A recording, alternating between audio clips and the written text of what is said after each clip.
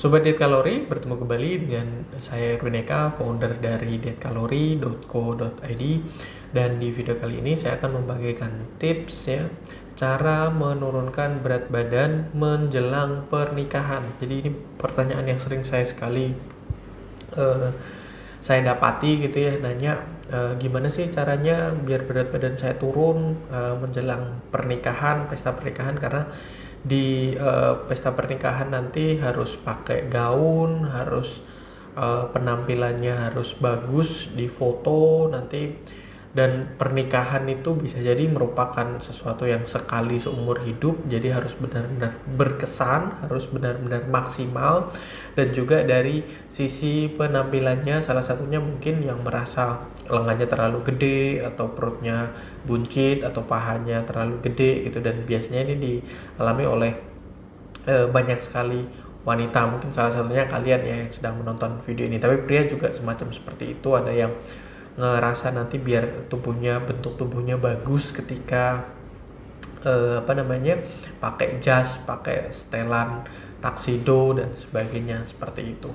Oke, nah yang perlu diperhatikan, waktu yang paling ideal sebetulnya untuk penurunan berat badan menjelang pernikahan itu, batas maksimalnya itu adalah 3 bulan sebelum menjelang hari H, seperti itu. Jadi banyak yang menanyakan gimana nih biar bisa turun segala macam. Emang kapan meritnya? Minggu depan. Wow, minggu depan gitu loh. Akan sangat sulit sekali. Yang bisa ya paling ya sedot lemak gitu ya.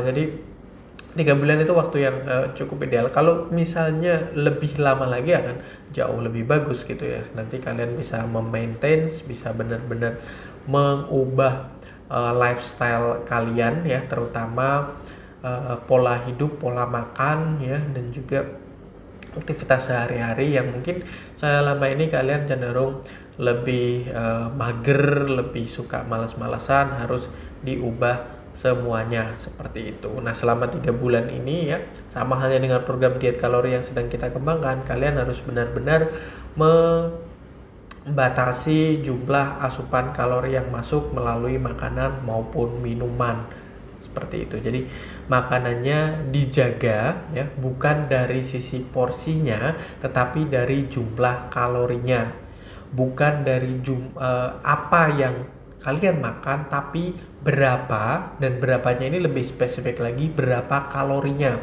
Karena ada beberapa orang yang sudah mengurangi porsi makanannya, jadi berapanya sudah benar, sudah dikurangi mungkin 1/4 bahkan ya, atau tinggal 1/4 saja gitu, 3/4 diantaranya sudah dikurangi begitu. Tapi terkadang makanan itu ya, sekalipun kelihatannya kecil, sekalipun porsinya sedikit, tetapi jumlah kalorinya tinggi, nah itu juga jadi masalah. Jadi harus benar-benar spesifik, harus benar-benar diperhatikan dengan jumlah kalori ya. Beberapa makanan yang mengandung minyak, yang mengandung lemak, yang mengandung gula itu kadang tinggi kalorinya gitu ya. Jadi seolah-olah kita kayak makan sedikit padahal jumlah kalorinya tinggi, dan itu akan memiliki impact yang cukup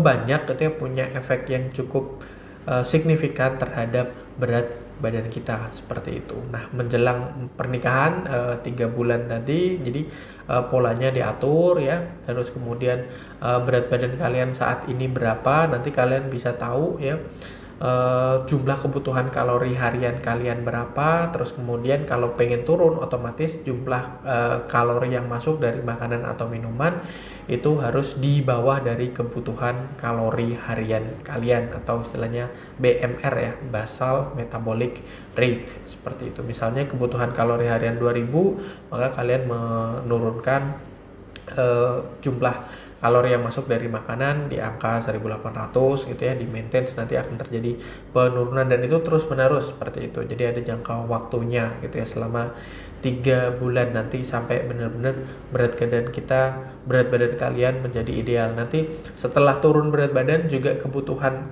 kalori harian kalian juga akan berubah gitu ya, nanti juga dikurangi lagi supaya bisa turun, nggak stuck di angka tertentu dari berat badan kalian, seperti itu. Terus kemudian nanti selain jumlah kalori yang masuk dari makanan dan minuman, kalian juga bisa jumlah kalori yang keluar ya, misalnya dengan beraktivitas secara fisik, berolahraga, melakukan kegiatan-kegiatan yang melibatkan fisik kalian supaya jumlah kalori yang keluar juga bertambah. Maka prinsip defisit kalori, prinsip kalori minus antara yang keluar dengan yang masuk ya, yang seperti seolah-olah besar pasak daripada tiang, tapi bukan dari penghasilan ya, tapi dari kalori, itu terjadi dalam tubuh kalian. Baru kalian akan mengalami penurunan berat badan, dan akhirnya nanti di hari H kalian bisa memakai gaun dress ya dengan cukup bagus ya, dengan ideal gitu ya. Nanti hasil foto dari sesi pernikahan kalian, video dan segala macamnya itu akan jauh lebih berkesan, karena